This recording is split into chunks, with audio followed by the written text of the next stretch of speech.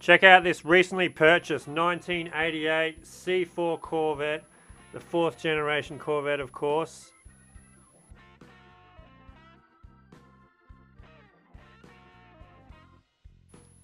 Got the clamshell bonnet up, and there it is.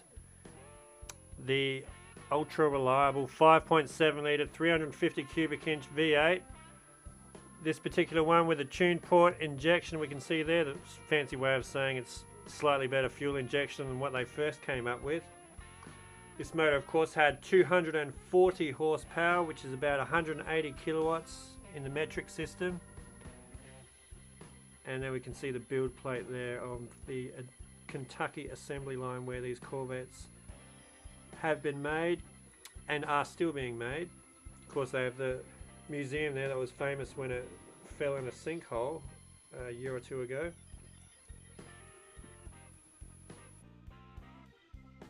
It's actually had a respray not that long ago, so the paintwork and bodywork is really nice on this car. Everything else is unrestored and needs attention. As we can see there, the soft top, original soft top, seen better days. It's an old car now, 1988 was a long time ago. And we've got the view from the behind there. We've got the 4 tailpipes looking really good.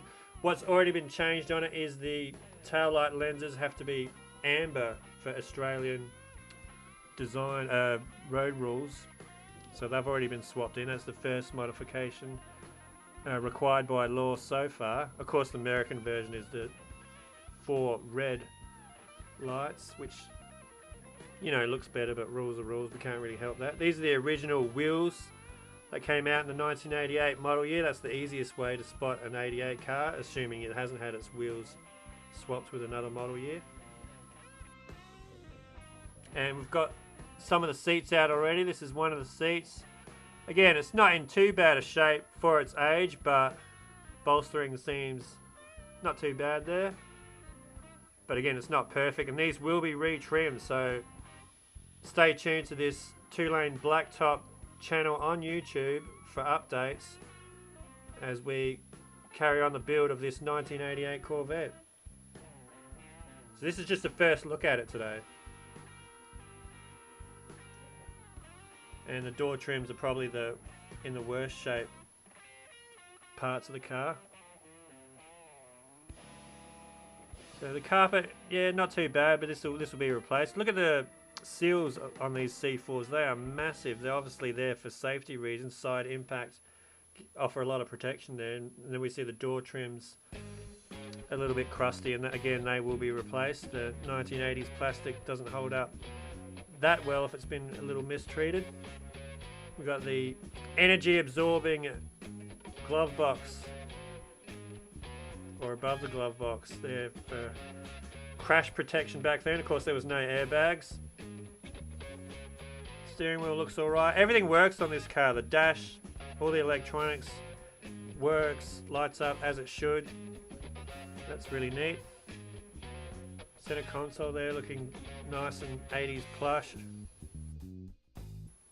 So the dash has been pulled apart already. That's come out of the car, but it did work. Everything works on it.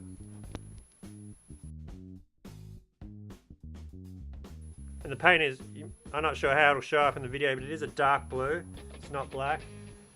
And it's nicely sprayed. If you have a look around the driver's side,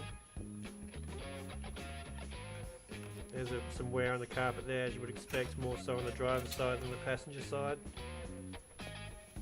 Seats, again, not too bad, but they will be retrimmed, a little bit crusty. Steering wheel's a little bit crusty. That's an easy retrim. Leather wrap that baby. Reasonable space, you can fit a mobile phone and a wallet or two.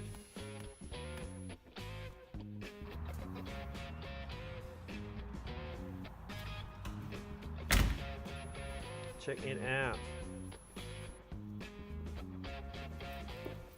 There they are, the 2 American icons together.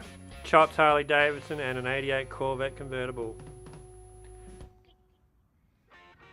0 to 60 miles an hour in the mid 5-second range. That's 100 kilometers an hour if you're watching from Australia or the metric system countries. and 150 miles an hour top speed. I mean, these are numbers that are respectable today. Would have been positively mind-blowing in the 80s. Performance figures for modern Corvettes are in the stratosphere of ridiculousness, but these things still hold their own. I think they deserve a little bit more respect than what they have been given in recent years. Have a look under the front of the car now. We can see the little front splitter type spoiler still there. Wide front tyres, they're exposed with the bonnet up.